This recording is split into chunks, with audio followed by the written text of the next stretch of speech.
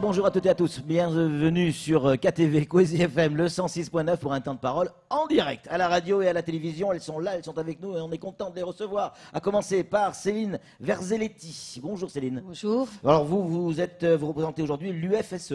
C'est ça. Pas mal, hein? Parfait. Hein, c'est pas mal. Ah ouais, et on a également avec nous Françoise Guingue, et pas Gingue, comme j'ai dit au début, pardon, mais c'est Françoise Guingue qui est de la direction fédérale, si je dis pas de bêtises. Oui, de la Fédération de la Santé. Oui, forcément. Santé. Alors, avec vous, Céline, on va parler effectivement de la fonction publique de l'État. Oui. Et avec Françoise de la santé. Et avec vous deux, de cette visite ministérielle. Alors, vous avez déjà commencé votre tournée, j'imagine, vous avez pu constater un certain nombre de choses. Qu'est-ce qui ne va pas dans la fonction publique d'État ?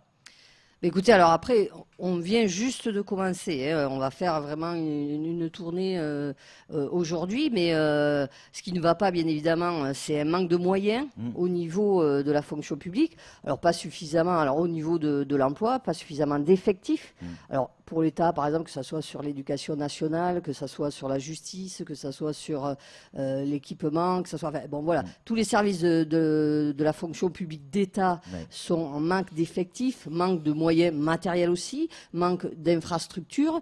Enfin, on voit bien que là, pour le coup, l'État n'investit pas dans ces services publics, alors qu'il y a un besoin. Plusieurs centaines de millions d'euros pour notamment l'éducation nationale. Non, mais alors, c'est pas rien. c'est pas rien, mais c'est pas suffisant. Oui. Vous le voyez, il y a des problèmes d'ailleurs assez quotidiennement au niveau de l'éducation nationale. L'éducation nationale, c'est quand même un service qui est important, et ensuite, ça serait bien que sur tout le territoire, il y ait justement aussi ces services publics et qu'ils ne soient pas concentrés que sur un seul endroit ou une seule ville. Donc je pense qu'il faut que toutes les personnes puissent avoir accès aux droits fondamentaux, et les droits fondamentaux, en partie, sont permis justement par un développement du service public. Donc ça demande de l'investissement. Et c'est vrai qu'on sait que l'État français a un petit peu de mal. Et quand on voit aussi le budget 2019, on voit bien que c'est quand même pas la priorité, et que ça, même pour le gouvernement, il l'estime comme un coût, alors que ce n'est absolument pas un coût, mais c'est bien une richesse dont on a besoin, et notamment dans le département de Mayotte. Comment vous l'expliquez? Pourquoi aujourd'hui l'État a du mal à faire ce qu'il faut sur Mayotte, hein, je parle, hein. Oui, alors sur Mayotte plus particulièrement, parce qu'il y a beaucoup de précarité, beaucoup de chômage, et qu'il y aurait un effort à faire particulièrement. Après, je dirais que sur la métropole aussi, nous sommes assez mécontents, parce que justement, il n'y a pas suffisamment. Ce sont des choix politiques, et qui sont d'ailleurs contestés de manière assez forte. Vous avez pu le voir, qu'il y a beaucoup de mobilisation, et il y en aura d'autres d'ailleurs dans le futur. Donc aujourd'hui, il y a un fort mécontentement, parce que justement, les choix politiques et l'argent va plutôt du côté de ceux qui en ont déjà beaucoup, par exemple des actionnaires. Il y a beaucoup d'exonérations de charges, il y a beaucoup de cotisations patronales, il y a une fiscalité qui est plutôt en faveur des plus riches et pas des plus pauvres. Donc ça fait une politique qui fait des dégâts très concrètement dans le quotidien, et c'est un problème, quoi. Françoise Guingue, avec vous, on va évoquer le problème de santé. Est-ce que vous avez pu constater à Mayotte, comme nous tous du reste, que l'offre de soins diminue ? Alors l'offre de soins diminue partout. Comme le disait ma collègue, la question est une volonté politique, hein, et c'est la définition de la politique choisie. C'est une réduction des moyens depuis de nombreuses années, mais il est effectivement regrettable de constater que plus on s'éloigne de l'Hexagone, pour parler des départements d'outre-mer et encore pour parler de Mayotte, eh bien, la difficulté s'accroît. Elle s'accroît pour deux raisons. La première, je viens de l'expliquer, les choix politiques. Et la deuxième est qu'on ne tient pas compte des particularités dans les îles, et encore plus à Mayotte, qui est le dernier département qui a été annexé complètement à la France, et pour lequel il y avait déjà un retard, pour lequel il n'y a pas eu les moyens nécessaires, ne serait-ce que pour compenser et rattraper à égalité les autres départements d'outre-mer. Et vous avez des particularités dans les départements d'outre-mer et à Mayotte qui ne sont pas celles des autres départements, et encore moins de l'Hexagone. La ministre du Travail et de l'Emploi est actuellement sur Mayotte. Bon, elle évoque quand même un certain nombre de chantiers. Tout n'est pas mis en place, c'est clair. Tout va prendre encore un peu de temps. Vous voulez quoi? Que ça se fasse de suite? Que tout se fasse de suite? Céline? Enfin, il y a eu un retard de prix quand même énorme ça, c'est ici. clair. Enfin, et encore aujourd'hui, tout le droit n'est pas appliqué, ce Oui. qui est quand même un vrai scandale. Le Code du travail n'est pas appliqué encore aujourd'hui dans les entreprises privées. Alors en termes de formation, c'est aussi une catastrophe. Donc la ministre du Travail, c'est très bien qu'elle vienne. Je crois que c'est même la première fois. Donc il est temps quand même qu'ils s'aperçoivent qu'il y a bien un département ici et que à partir du moment où c'est un département français, il doit y avoir vraiment une égalité de droit. Et la loi et le droit n'est pas appliqué de la même manière ici qu'en métropole. Pardon. C'est quand même un vrai problème. Donc je pense que oui, il y a des moyens à mettre. C'est bien qu'elle vienne parce que c'est bien à un moment donné de voir un petit peu ce qui se passe concrètement. Maintenant, on connaît un petit peu aussi... il y a les paroles, après il va falloir qu'il y ait des actes. Des actes et de l'argent qui soit aussi mis pour que justement, et plus le respect de la loi, du droit. On a eu des droits autorités syndicaux. de la santé qui sont venues, notamment les ministres, plusieurs fois avec des grands projets. L'hôpital de Petite-Terre, qui, ça y est, ça démarre, c'est plutôt des bonnes nouvelles. Il y en a quand même des bonnes nouvelles. Écoutez, nous ne disons pas que tout est à jeter. On dit tout simplement qu'il y a un retard, que la vitesse est insuffisante et que, par contre, ce qui est essentiel, on peut toujours ouvrir des hôpitaux, des cliniques et des écoles. Si on ne forme pas sur place, à Mayotte, les personnels nécessaires, eh bien, ça va être difficile d'ouvrir des établissements sans les personnels. Or, aujourd'hui, il y a un taux de près de plus de 10% d'illettrisme parmi la population des jeunes de 18 ans. Il y a un taux de chômage de près de 25%. Si on ne prend pas en compte la question de la formation sur place, à Mayotte, pour fournir les personnels nécessaires et la qualification nécessaire, eh bien, on le fera. C'est ça la priorité, la formation. C'est une priorité, la formation. Si vous n'arrivez pas à former, vous pouvez ouvrir toutes les écoles et tous les hôpitaux, vous n'aurez pas le personnel. Or, la question de l'illettrisme est primordiale. Aujourd'hui, on a un délégué interministériel sur ce sujet qui pourrait très bien venir ici, regarder comment on fait très vite dépasser ce problème et ensuite mettre des écoles en place pour former les personnels, aussi bien dans la fonction publique que dans le privé, de façon à ce que vous ayez une autonomie en termes de personnel et que vous puissiez avoir les ressources en personnel formés pour intégrer les différents établissements et les différentes entreprises. Ça, c'est primordial. Mais ça ne peut se faire qu'ici. Vous ne pouvez pas envoyer les gens à 1000 km pour se former. Évidemment. Non, mais ce que vous dites, c'est rassurant parce qu'il y a des solutions. C'est possible. C'est une question de la volonté fatalité, politique. l'illettrisme, ce n'est pas une fatalité. Non. Il y a des solutions. Aucunement. Samuel Baucher, le rédacteur en chef de France Mayotte Matin, a une question à vous poser. Oui, Françoise. Mayotte, c'est la plus grande maternité de France, la plus grande maternité d'Europe. Un plan de 200 millions d'euros a été acté avec des mesures d'attractivité qui doivent être mises en place derrière. Est-ce que c'est suffisant pour vous aujourd'hui ? Écoutez, dire que c'est suffisant, vous savez, la CGT n'est pas défaitiste. Hein. Moi, je dis que s'il y a 200 millions sur la table, et ça va sûrement améliorer la situation. Améliorons déjà la situation. Constatons, à la lumière des événements et de ces 200 millions, ce qui marche ou ne marchera pas. Et la CGT Mayotte sera totalement capable de dire s'il faut plus et d'argumenter pourquoi il faut plus. Moi, je crois que 200 millions, c'est bien. Mais je ne sais pas si c'est suffisant. Voyons ensuite dans la pratique. Alors, ce qui fait plaisir, c'est d'entendre effectivement votre discours qui confirme ce que tout le monde pense ici, un manque de moyens, que ce soit pour l'État, pour la santé, nos collectivités territoriales également. Il ne faut pas se mentir. Seulement voilà, pardon, mais on est sur Quasi, on pose des vraies questions. Pourquoi venir au moment des élections? Pourquoi ne pas venir un peu avant, commencer le travail, le combat? Là, c'est pendant les élections. Céline? Ouais, juste 5 secondes. Moi, ça fait la deuxième fois que je viens. On est venu avec la CGT il y a 2 ans, lorsque c'était d'ailleurs le congrès de la CGT Mayotte. C'est vrai. Ensuite, pendant les élections, pour nous, c'est un moment primordial parce que l'élection, c'est aussi une action et c'est important aussi qu'on puisse donner les éléments, en tout cas déjà aux salariés, pour qu'ils puissent s'exprimer, parce que c'est un moment de démocratie, parce qu'on a l'air de dire oui, les élections professionnelles, non, c'est un moment de démocratie important.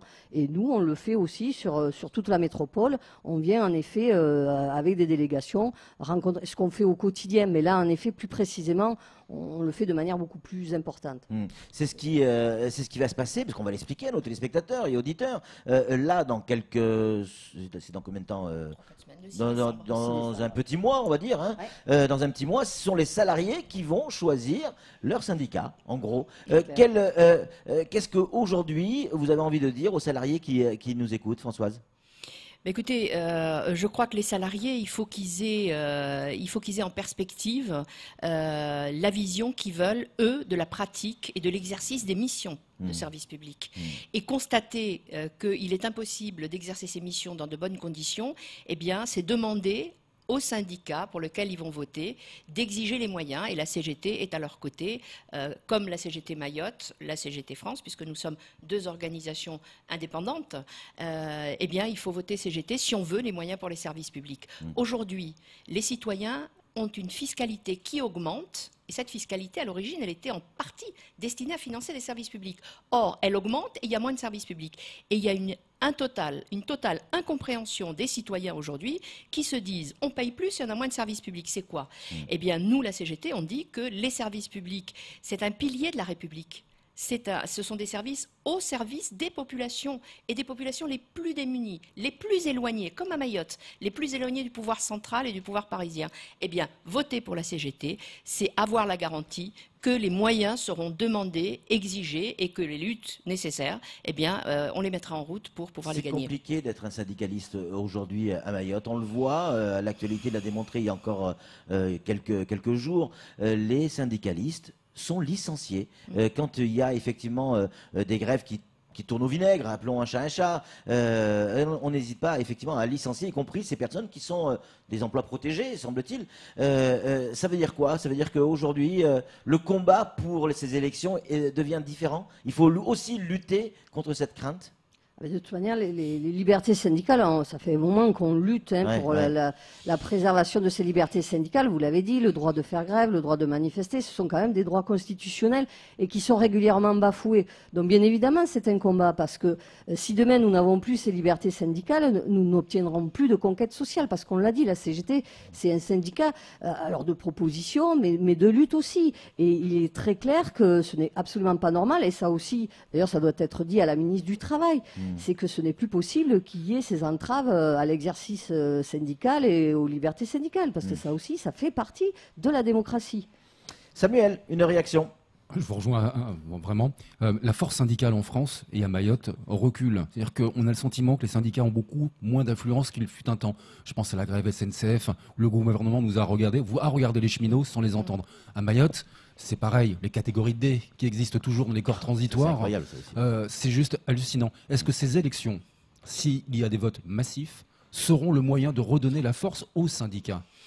Est-ce qu'il y a un véritable enjeu dans ce scrutin? Moi, je pense que c'est déterminant. Je crois que le pouvoir en place, le pouvoir politique, un peu comme les précédents, a tendance à vouloir effacer la représentation des corps intermédiaires et passer à une représentation directe avec les citoyens et contourner les corps intermédiaires. Bon, preuve en est que les luttes continuent, et je crois que quand les salariés, enfin les agents de la fonction publique, ils ne sont pas tous salariés, les agents de la fonction publique vont voter, c'est ça qu'ils vont voter. C'est-à-dire, nous, on existe. La démocratie, c'est nous. On est des corps intermédiaires. Nous sommes des organisations syndicales. Nous avons droit à la parole. Et vous ne pouvez pas faire comme si nous n'existions pas dans le paysage. Alors, ils auront beau essayer, vouloir nous ignorer, le vote ancre dans le paysage démocratique le positionnement des organisations syndicales comme des intermédiaires légitimes. Est-ce qu'il n'y a pas un paradoxe? Parce que c'est vrai que Mayotte a vécu de nombreuses grèves, notamment sur le plan social, ces derniers temps. Ça a pénalisé l'économie. Il y a beaucoup de salariés qui ont été licenciés pour raisons économiques à cause de ces grèves. Ça veut dire quoi? On ne fait pas d'omelette sans casser d'œufs? Ou deux? Non, mais bon, comme parce que c'est les conséquences, hein. Non, mais sur les conséquences, ça, c'est peut-être un raccourci. Mais je l'ai dit, le droit de grève, c'est un droit constitutionnel. À partir du moment où on peut faire grève, bien évidemment que ça peut bloquer la production. Mais après, pourquoi on fait grève généralement? C'est parce qu'on a des demandes, et ça va plutôt dans le sens du progrès social. C'est-à-dire qu'on demande de l'emploi. L'emploi, donc ça peut n'être que bénéfique. Les augmentations de salaire, parce que là aussi, si à un moment donné on augmente les salaires, obligatoirement ça relance la consommation et ça crée de l'emploi. Et je pense que c'est justement pas comme le demande le MEDEF, vous l'avez dit tout à l'heure, en demandant des exonérations de cotisations qu'on va relancer l'économie. Par contre, il faut bien remplir les carnets de commandes dans les entreprises privées, et pour remplir ces carnets de commandes, il faut que les gens puissent acheter, il faut qu'ils aient les moyens de consommer. Et pour avoir de consommer. Et pour avoir les moyens, il faut avoir des salaires dignes. Et aujourd'hui, ce n'est malheureusement pas le cas. Et pour avoir des les salaires gens dignes, en il faut ont des ras-le-bol. entreprises dignes. Aujourd'hui, ces fameuses Oui, grèves vont pénaliser ces entreprises. Non, mais c'est les salariés qui travaillent, qui créent les richesses, d'accord. Il y a des richesses qui sont créées. Ces richesses, elles ne sont pas distribuées. Elles ne sont pas distribuées à ceux qui les créent. Et elles sont plutôt distribuées aux actionnaires. Et ça, ce sont des choix politique. Et c'est un problème. Et c'est des politiques injustes. Et on le voit, les gens en ont ras-le-bol et ils ont raison. Maintenant, je pense qu'il faut que nous nous organisions. Et l'organisation syndicale est bien un outil à disposition des gens pour qu'ils puissent s'organiser, proposer, réfléchir, débattre et débattre de la façon dont ils peuvent mener la bataille. Mais il y a bien une bataille à mener. Pour conclure, 2 mots sur ce qui se passe en métropole actuellement, et notamment à La Réunion, les Gilets jaunes. C'est quelque chose qui a fonctionné, semble-t-il, sans les syndicats. Ça veut dire quoi que non, mais c'est un vrai signe. Ça veut dire quoi que la population n'a pas forcément besoin des syndicats pour dire ce qu'elle a à dire. Mais ça veut dire ça veut dire ce que je disais tout à l'heure. Ouais, D'abord, que le pouvoir politique a tellement écarté les organisations syndicales et la représentation des corps intermédiaires, avec une représentation directe, que les gens se sentent investis. Alors, c'est pas anormal, hein, parce que les gilets jaunes, c'est pas juste les gouttes d'essence qui ont fait déborder le vase. Hein. Je crois que l'action syndicale et l'action de la CGT, quand on dit que les salaires sont insuffisants, que les taxes sont trop importantes, c'est un ras-le-bol. Et tout ça, ce n'est pas rien, ça travaille les consciences aussi. Hein. Je crois que c'est l'aboutissement de quelque chose. Et il n'y a rien de pire que des mouvements spontanés sans qu'ils puissent être canalisés, mais ça, le gouvernement en portera la responsabilité. Nous, les organisations syndicales, quand nous faisons grève, d'abord, nous savons négocier, nous savons encadrer les mouvements, nous les menons à bout et nous savons en sortir. C'est vrai que là, il y a eu des dérives et c'est faute d'encadrement, ça c'est clair. Eh ben oui, mais il y a eu un mort, 400 blessés, 8 graves, dont un qui est entre la vie et la mort. Le gouvernement portera la responsabilité de ce type de relation. C'est Samuel qui va conclure cet entretien. Je comprends vite, mais il faut m'expliquer longtemps. C'est vrai. Hein. En résumé de ce que vous nous avez expliqué, l'équation que la CGT livre aujourd'hui, c'est que le social est une richesse et crée de la richesse pour l'économie, et qu'aujourd'hui, on ne vit que de l'économie et plus du social. On vit de l'économie des plus riches. On vit de l'économie, c'est-à-dire qu'on a créé, il y avait des classes. Il y avait des classes dans la société. Et aujourd'hui, on pense, nous, que les classes, elles sont en train d'être mises dans le capital. C'est-à-dire qu'il y a les petites entreprises, mais les très grosses, et ceux qui sont au-dessus. Et c'est le problème, c'est qu'aujourd'hui, on ne compte que ceux qui ont le plus, à qui on donne le plus, et qu'on favorise le plus. Et de fait, eh bien, la population le moins. Oui, voilà. La population, elle est dans le moins. Et c'est effectivement un énorme problème. Françoise, Céline, merci beaucoup d'être passée sur le plateau de Coésie. On vous souhaite beaucoup de courage pour la suite des événements. C'est tout pour ce temps de parole. Tout de suite, la suite de nos programmes.